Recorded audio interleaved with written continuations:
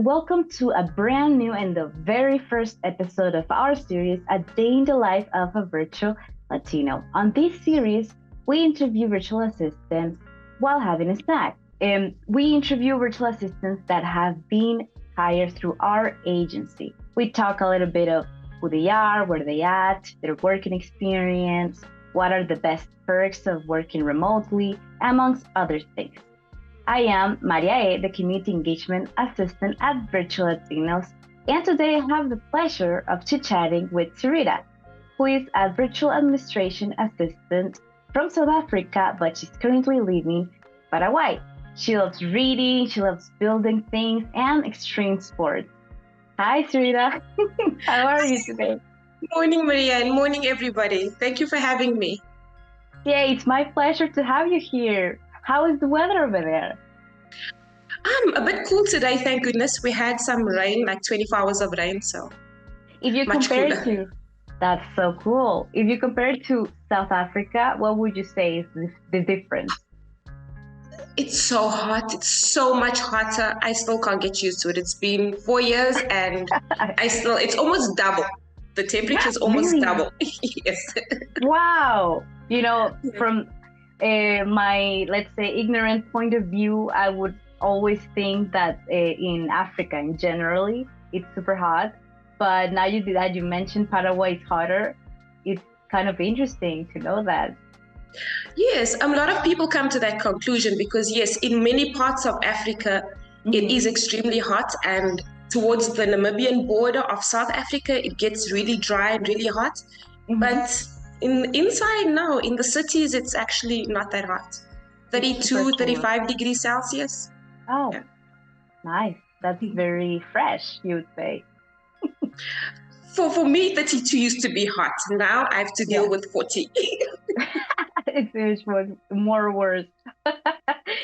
So, Syrita, what are we having today? What are you having as a snack? Okay, so because for me this weather isn't cold, I'm having tereré. Oh yeah, you can put it like here so we can. Yeah. Oh, there we go. Sorry, my camera kind of fused out for a second. So I'm having tereré.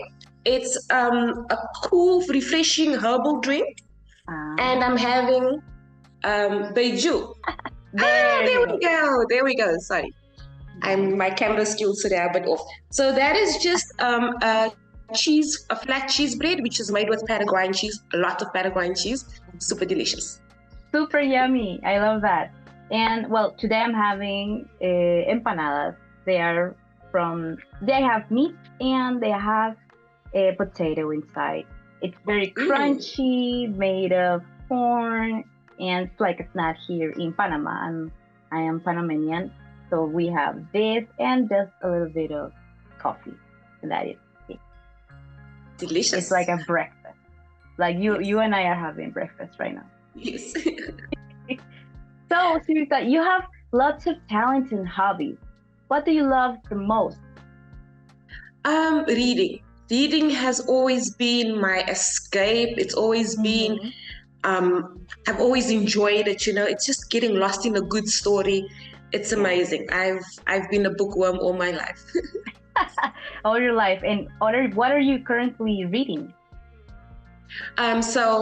Okay. So I'm currently reading one of my favorite themes, which is kind of thriller, mystery, detective books. So yeah, it's a whole series. So I kind of started reading the later novels, and then I moved back to like the one I'm reading now that I found is an earlier novel. It's about a detective lady that she's like a CSI. So that's so cool. Wow, I love those kind of stories where there's like a crime and then we have the protagonist who's a detective or something and they need to investigate. I love that. Wow, that's so cool. I'm currently reading a novel it's not a thriller, it's like a supernatural kind of story where there is like not a ghost, like a demon, and like the forces of evil fighting the forces of good. So yeah, I'm currently reading that one. And thank you, Syrita, for sharing about your hobby. Can you tell us how's the day in the life of Syrita as a virtual administration assistant? Like, can you please explain your daily work activities? Okay, so I'm working for a law firm, immigration law firm, which is based in the United States. And basically, at the moment, I do mostly the administrative stuff. I communicate with the clients via text at the moment. We're still getting my telephone up and running. But yeah, it's relaxing, but it gets super busy. Especially our busiest day is a Friday. So, there's a lot of administrative work, forms to fill, daily communication with the clients. And then, you need to make sure you get the correct documents, and then no fingerprints in the photos and stuff like that. So it's really interesting because it's my first time working in immigration law. I've kind of worked a bit with the lawyers before, but more in the debt collection sector. So it's very interesting. I find it very interesting, and you get to it's like a whole new world. I'm loving it. I've learned so much. Wow, that's so cool. And what is like the top thing you love the most to do at your work? I love everything. Yeah, I love everything, but what I love most about my job, because it's all basically the same. It's all admin work. It's all typing and filling out and documentation and translations and stuff like that. But what I love most is the ambience, the setting that I'm in. I'm now able to work. I have the freedom. Like, my boss doesn't micromanage me. So while we're always in contact, I also have the freedom to work independently and to discover and to learn things for myself, not to be dependent on them telling me every step. You need to do A, B, C. I have the freedom to investigate and to learn on my own, and to, have that independence to work on my own and to see what I am really capable of. So that's what I love a lot about my job, is the independence that I'm given as well, the space to grow. That's so cool. And now that you mentioned like the way you communicate, how's that, by the way? Like, how do you communicate with the clients? Okay, so with the clients, at the moment, I only communicate via text or email. But we do have an online phone system where we're busy setting that up now, so I'll be able to actually call them from my CRM. But yeah, at the moment, the communication is just, for me, it's just via text and email. And then with the office, we use Slack, which is a big platform for a lot of online companies. So, with Slack and Zoom, you can either face-to-face or with Slack, we just chat all the time. Oh, wow. That's cool. You have like a natural communication kind of flow. Yes. We have our chat room, and we have our private chat. So, we're always in contact. Whoever needs anything, right there. Cool. What would you say is like the hardest part about working virtually for you, and the easiest part? Okay, so I'd say the hardest part of working virtually is, like I said, Fridays are our busiest day.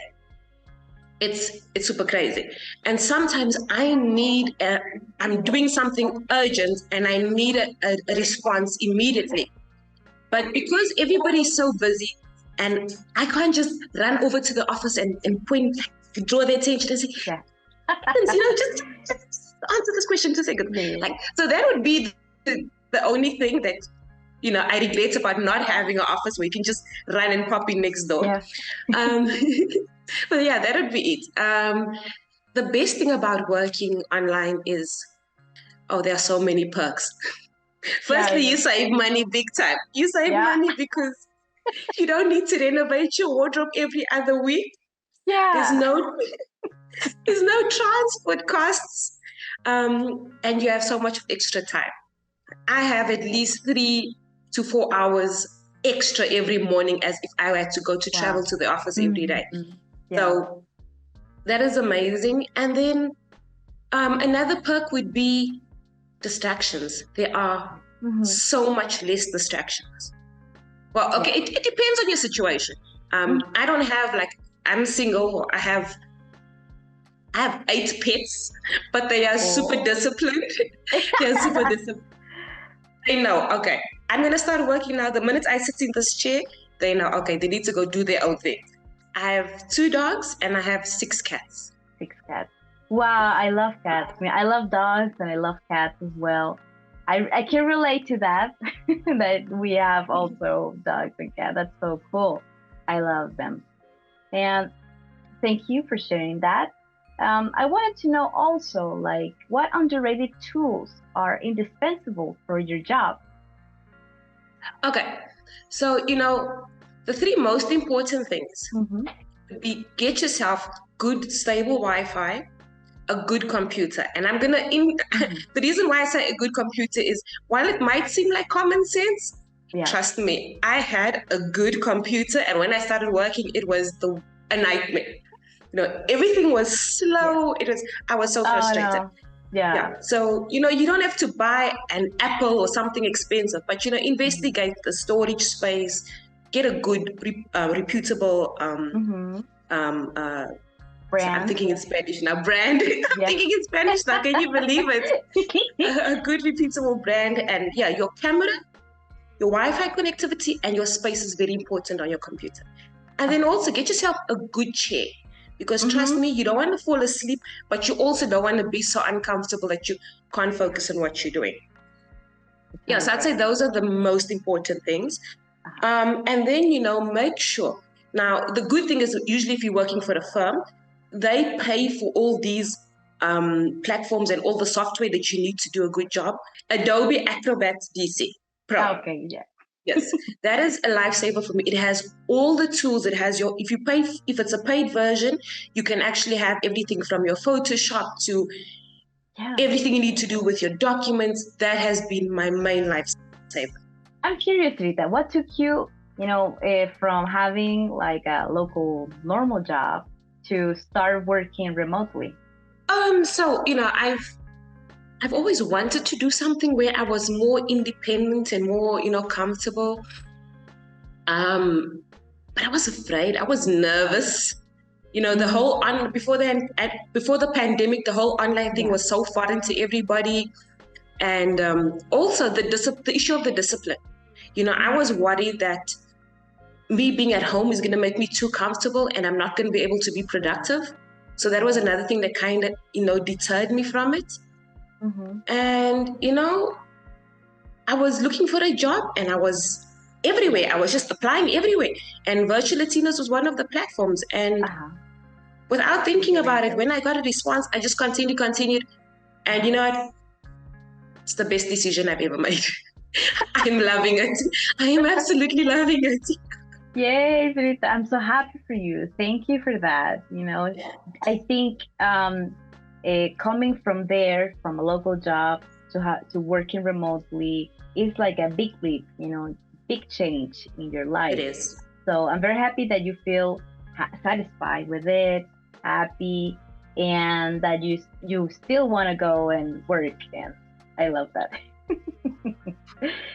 And well, that brings me to my last question. Like, what advice would you give someone that wants to start a career as a virtual assistant in Virtual Latino? Well, I would say go for it. I know that there's a lot of scams online, and I am probably the biggest skeptic out there. The process might be long, but it's worth it. It's worth it. Go for it. You're not going to regret it. That's so amazing. Thank you, Syrita. Fantastic. I love talking to you, and I think your experience will help a lot of people when they start their journey to become a virtual assistant. So do you want to say some last words before I end our interview? I just want to say, for the newbies out there, give it a try. Give it a try, and you're not alone, because there's so many platforms of people, and there's so many virtual Latinos that can help you with your experience. There's so many platforms, so you'll never be alone. Give it a try. If it's something new, it's something worth it. You won't regret it.